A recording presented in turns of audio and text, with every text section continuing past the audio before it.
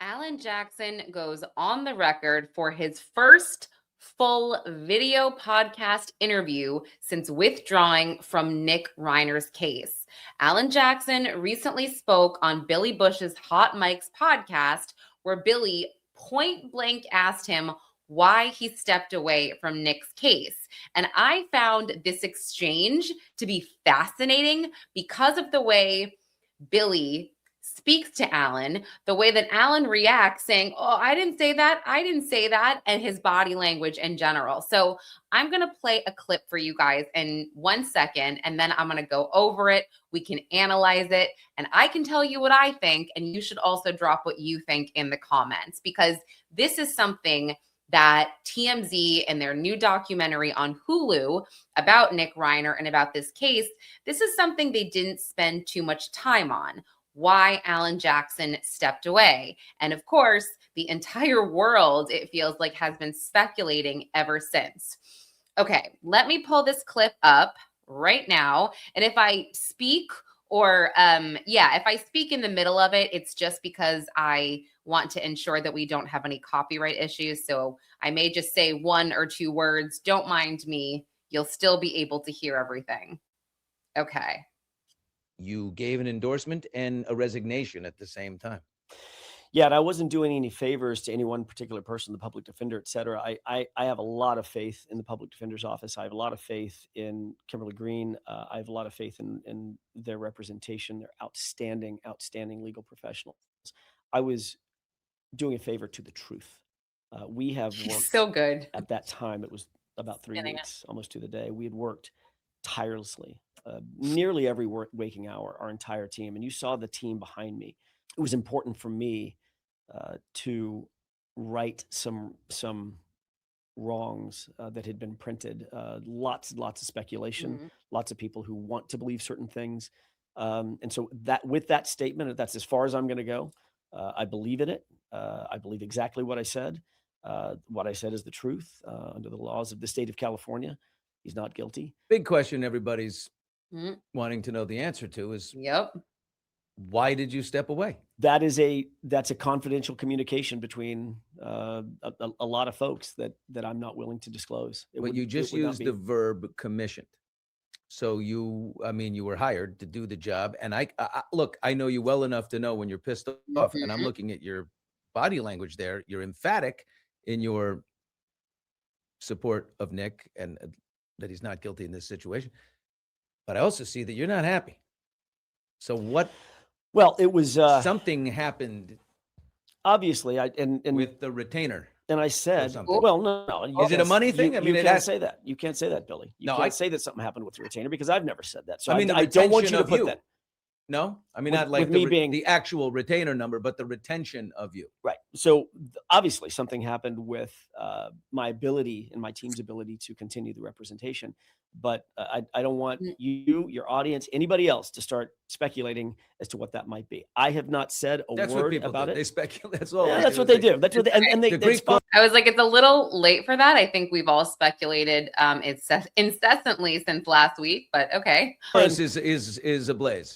Yeah, I get it, but at the same by the same token, I'm saying that it does not matter at this point. I said what I said at the press conference because it's true, and I believe it in my heart. And I also said that my team and I remain and will remain completely committed to the best interests of Nick Reiner, and that's also true, and that's not going to change. But I'm not going to get into the specifics of why it was necessary for me to withdraw. Is there any chance that you could rejoin the case, or is the ship 100% sailed? The withdrawal is in the books. The court has relieved me of his counsel, and that's where it stands moving forward. Okay. Let me take this down. I don't know what to make of his last answer.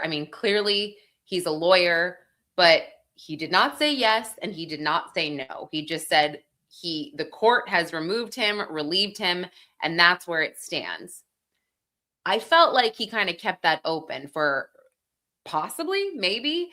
And, something that I still am, I guess, perplexed about is that he says that his team will essentially remain supportive of Nick and they will be there for the Reiner family, so to speak. So going back to the possible reasons why he may have withdrawn, I mean, I have said it, if you watch this channel, initially I was like, it's money. It has to be money. Garagos seemed to think it was a bit more than just money. There are kind of, ways around it. Well, it's possible that there was a conflict of interest.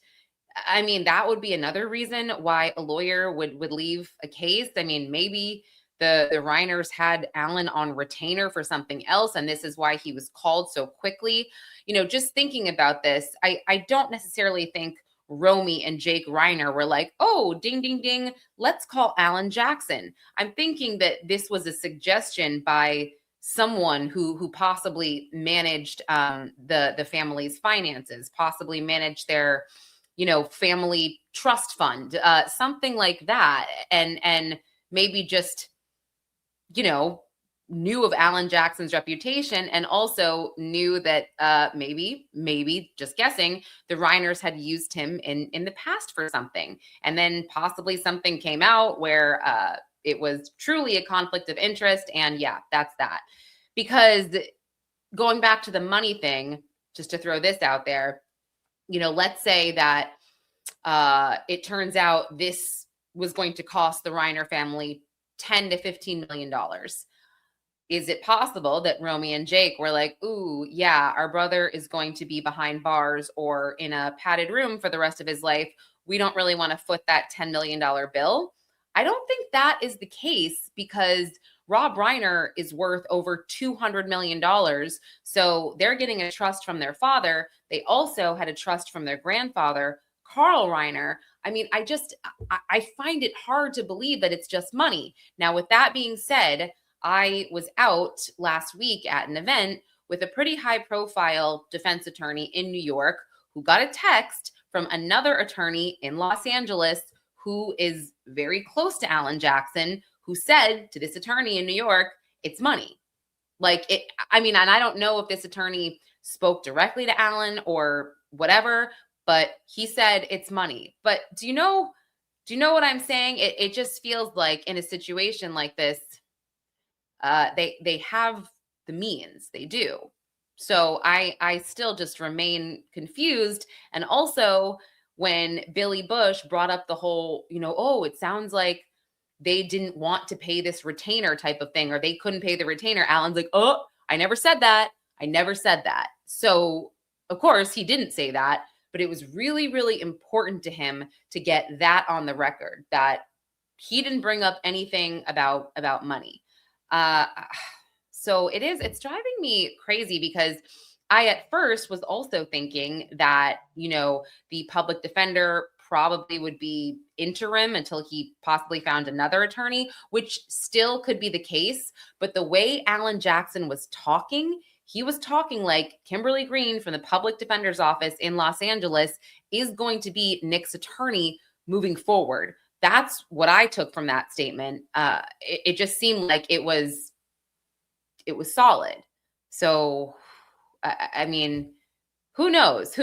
And lastly, there have been new reports that have surfaced just based on attorneys in LA and experts that this case could take over 2 years to get to trial, if it even does go to trial. So I just don't think that anybody, again, should expect a resolution to this anytime soon. Not at all. And if you missed it, go back and check out my video about the TMZ documentary, because they go into Nick's mental health. They go into the crime. I mean, it's very possible that, this is going to take so long, not only because of Nick's mental health, but also because police are still conducting an investigation.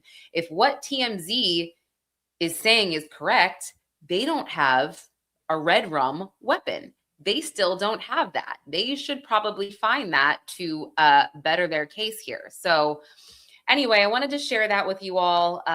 There is so much more to discuss with the Nick Reiner case. I am heavily invested. I really am. It's just one of those cases that is truly heartbreaking and truly perplexing. But if you like this podcast, don't forget to hit like and subscribe. I do these every day, the Los Angeles Magazine Pop Culture, Scandals, and Crime News podcast. I'm Lauren Conlin, and I will see you guys all tomorrow.